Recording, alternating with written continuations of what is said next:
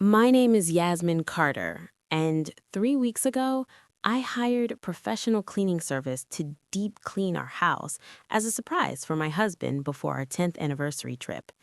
It was supposed to be a romantic gesture. Instead, it became the moment that saved my life. The cleaning crew was 2 hours into the job when the owner, a woman named Patricia, knocked on my office door where I was working from home. Her face was pale. Her hands were shaking. "Mrs. Carter, I need to show you something, and I need you to stay very calm." What she showed me made my blood run cold. 6 hidden cameras, positioned throughout our house, in our bedroom, bathroom, closet, even the guest room, all pointed at angles that captured me, getting dressed, undressed, showering, sleeping, everything. My husband had been watching me, recording me, for who knows how long. But it was worse than that. When the police analyzed the cameras, they found the footage wasn't just being stored locally, it was being live streamed to a private website that my husband was charging people to access. For 2 years, strangers had been watching me in my most private moments, and my husband had been profiting from it. Let me take you back to 3 weeks ago, when I still thought I had a good marriage. My name is Yasmin Carter. I'm 38 years old, and I work as a freelance graphic designer from home in Nashville, Tennessee. I've been married to my husband Darnell for 10 years. He's 40, works as an IT consultant for various companies, always on his laptop, always dealing with servers and networks and technology I never fully understood. Our 10th anniversary was coming up, and Darnell had planned a surprise trip for us, a week in Jamaica, all-inclusive resort, just the two of us. No kids, we don't have children, which sometimes people judge us for, but it's been our choice. We like our freedom, our careers, our life as a couple. I wanted to do something special for him too, something to show my appreciation. Our house, a 3-bedroom craftsman in East Nashville, had gotten cluttered and messy over the years. We're both busy, both working from home most days, and cleaning had fallen to the bottom of the priority list. So I decided to hire a professional deep cleaning service as a gift. Not just surface cleaning, the real deal. Deep clean every room, organize closets, clean behind furniture, the works. I wanted to come home from our trip to a spotless, fresh house. I found a company called Pristine Home Services with excellent reviews online. 5 stars, hundreds of testimonials, family-owned, bonded, and insured. The owner, Patricia Miller, came out to give me an estimate 2 weeks before our trip. She walked through the house, taking notes, asking questions about what we wanted. "We do a very thorough job," she explained. "We move furniture, we clean inside cabinets, we get into every corner and crevice." Some of my clients are surprised by what we find: lost jewelry, forgotten items, sometimes even small maintenance issues they didn't know about. "That sounds perfect," I said. "I want the house to be absolutely spotless when we get back from Jamaica." We scheduled the cleaning for the day before our trip. Darnell would be at a client meeting in Chattanooga all day, and I'd be working from home, so I could let them in and be available if they had questions. The morning of the cleaning, Darnell left early for his meeting. He kissed me goodbye, told me he'd be home by dinner, reminded me to finish packing for our trip. "I can't wait for Jamaica," he said. "Just you and me, away from everything." I smiled and hugged him, excited for our anniversary celebration. I had no idea it would be the last normal morning of my marriage. Patricia and her team of 3 arrived at 9 a.m. They came with all their equipment, cleaning supplies, and got straight to work. I retreated to my home office to finish a design project, leaving my door open so I could hear if they needed anything. Around 11 a.m., I heard unusual sounds from upstairs, hushed, urgent voices, not the normal chatter of people working, something else. Something concerned. Then Patricia knocked on my office door. When I looked up, her face was grave, pale, almost frightened. "Mrs. Carter, I need you to come upstairs with me. There's something you need to see. And please, try to stay calm." My heart started racing immediately. "What's wrong? Is there water damage? Mold?" "No, it's not that. Please, just come with me. I followed her upstairs to our master bedroom. Her 3 crew members were standing there, all looking uncomfortable and worried. One of them, a younger woman, looked like she'd been crying. We were cleaning behind your dresser, Patricia said, her voice carefully controlled. And Maria noticed something unusual, a small black box plugged into an outlet that was completely hidden behind our heavy wooden dresser. I didn't know what it was at first, Patricia continued, but Maria has a background in tech and she recognized it immediately. It's a hidden camera, specifically a Wi-Fi camera that records and streams footage wirelessly. I felt dizzy, actually dizzy, like the room was tilting. A camera? In our bedroom? Yes, and once we knew what to look for, Patricia gestured around the room, we found 5 more throughout the house.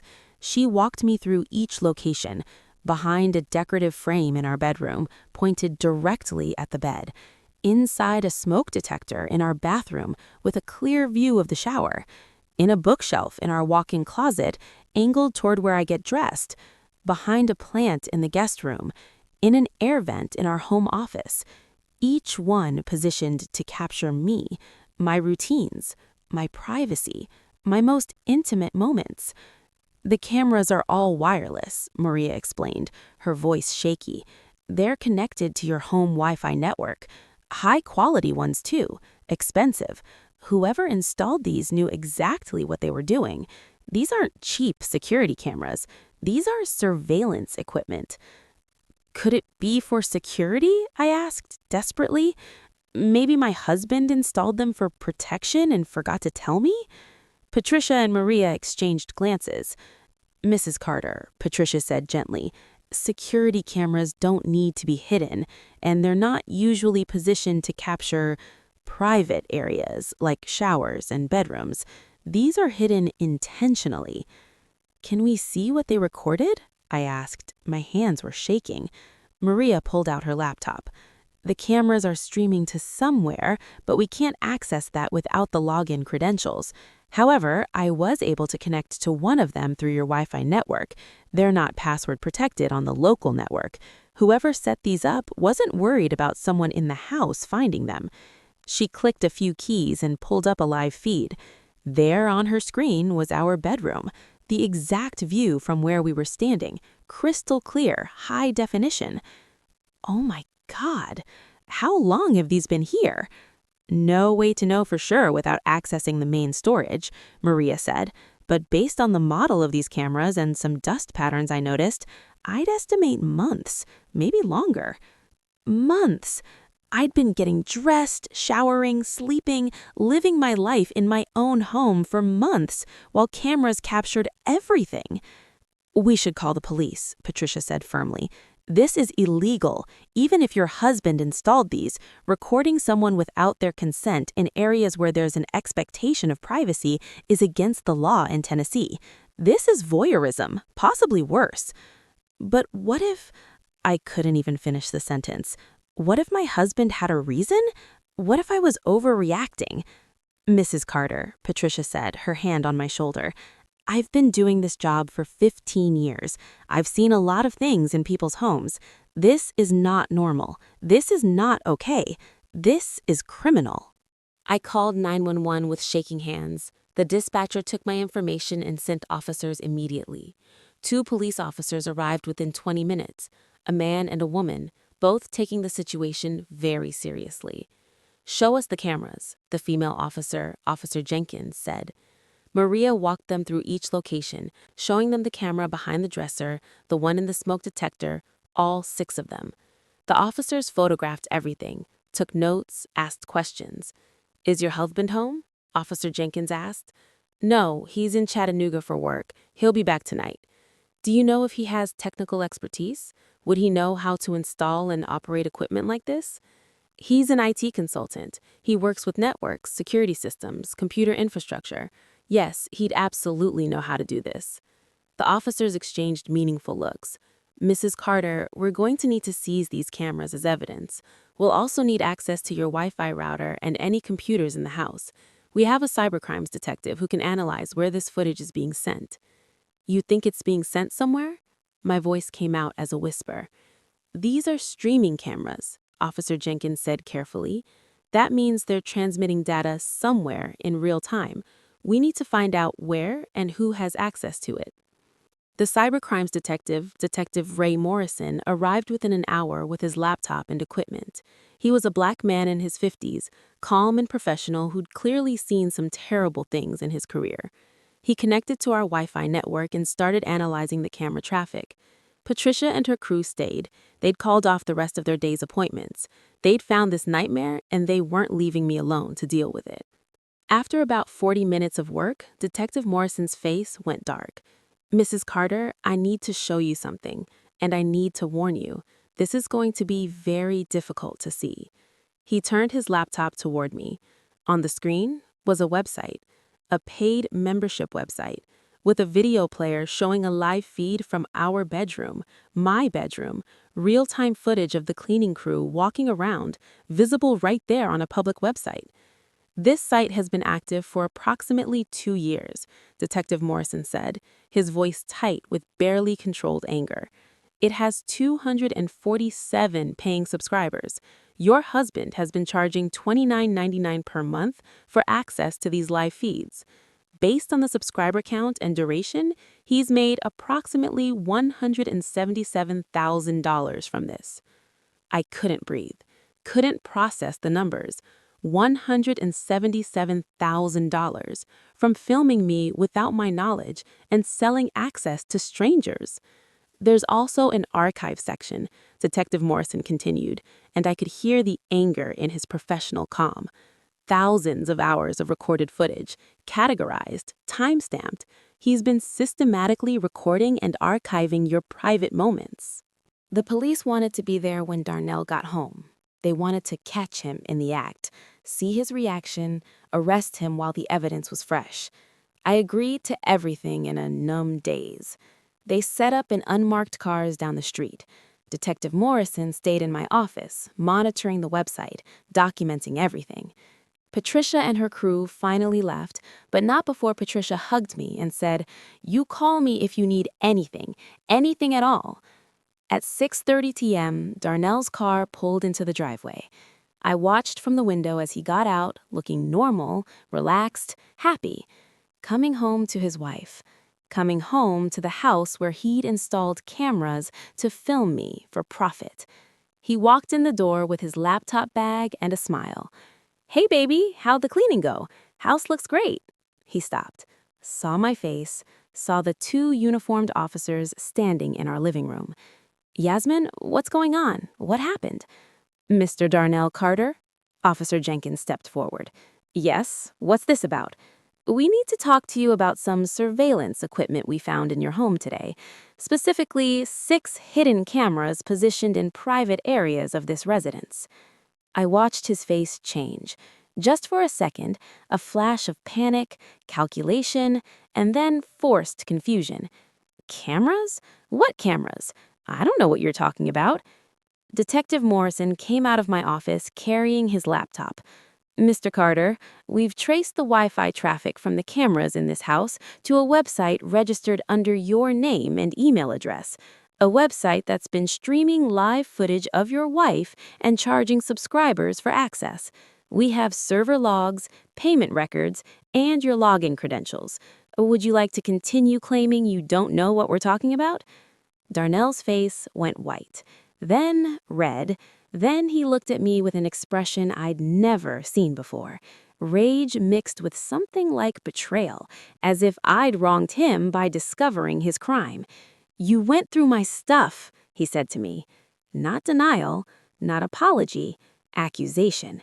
"I didn't go through anything," I said, my voice surprisingly steady.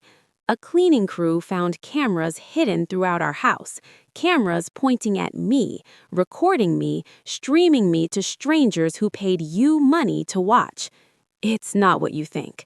Mr. Carter, you're under arrest for unlawful surveillance, voyeurism, and distribution of intimate visual material without consent."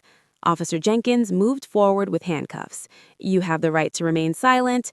Darnell didn't go quietly. He argued, he claimed I'd consented to the cameras, he tried to say it was for our protection, that I knew about it and was lying. He lied right up until they put him in the police car. I stood in our driveway watching the man I'd been married to for 10 years get arrested for filming me in secret and selling that footage to strangers. And all I could think about was, who are the 247 subscribers? Who has been watching me? That was 3 weeks ago. I'm living in a different apartment now, a place Darnell has never been, with locks he doesn't have keys to and Wi-Fi he doesn't have access to. I had to move. Couldn't stay in that house knowing what happened there. The investigation revealed even more than I'd initially known. Darnell had been running the website for almost 2 years. He had installed the cameras gradually, testing them, adding more as he got bolder. The subscribers were from all over the world. Men, mostly, paying $29.99 a month to watch live feeds of a woman who had no idea she was being filmed. Some of them had been subscribers for over a year, downloading footage, sharing it. The FBI got involved because the website crossed state lines and international borders. They're still tracking down everyone who subscribed, everyone who downloaded content. I had to give statements, detailed, humiliating statements about every activity those cameras might have captured. The DA told me Darnell is being charged with multiple felonies: unlawful surveillance, voyeurism, distribution of intimate visual material, wire fraud, and violations of federal privacy laws. He could face up to 20 years in prison. His lawyer tried to arrange a plea deal where Darnell would claim I knew about the cameras, that it was some kind of exhibitionist arrangement I'd consented to. I shut that down immediately with phone records, emails, and testimony from the cleaning crew who found the cameras and witnessed my reaction. The divorce is in progress. I filed for divorce on day 2. I'm not asking for anything except my freedom from him and assurance that every penny he made from that website goes to paying for the trauma therapy I'm going to need for years. I've also filed a civil lawsuit against him for emotional distress, invasion of privacy, and misuse of my image. My lawyer says we have an airtight case. The hardest part? Knowing that strangers around the world have seen me in my most private moments, that footage exists somewhere that I can't control or delete, that my privacy was violated in a way I can't take back. Some days I feel like I'm being watched, even though I logically know I'm not. I check every room for cameras. I cover my laptop camera. I'm suspicious of every electronic device. The woman I was 3 weeks ago, the woman who trusted her husband, who felt safe in her own home, that woman is gone. But here's what I want other women to know. If something feels wrong, investigate. If your spouse is secretive about technology, question it. If you notice devices you don't recognize, don't brush it off. Patricia from Pristine Home Services saved my life by taking the time to identify those cameras instead of just cleaning around them. She could have ignored it, finished the job, and left. But she didn't. She saw something wrong, and she spoke up. I'm 38 years old, starting my life over, learning to feel safe again, learning to trust again, learning that privacy is a right that should never be violated, and that the person who violates it, even if it's your spouse, deserves every legal consequence coming to them. That anniversary trip to Jamaica? We never went. Instead, I spent that week moving out, filing police reports and beginning the long process of reclaiming my life. Not the anniversary I'd planned, but possibly the one that saved me from years more of violation I didn't even know was happening. If you're reading this, if you're watching this, and something in your home feels off, trust your instincts. Check for cameras. Look behind furniture, inside decorative items, in smoke detectors and air vents. Because your privacy, your safety, your right to feel secure in your own home, that's worth protecting.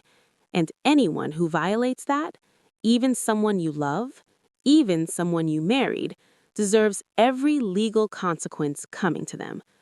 Darnell thought he could watch me forever without me knowing, but he forgot one thing. The truth always comes to light. And sometimes it comes to light when you hire a cleaning service that actually does their job.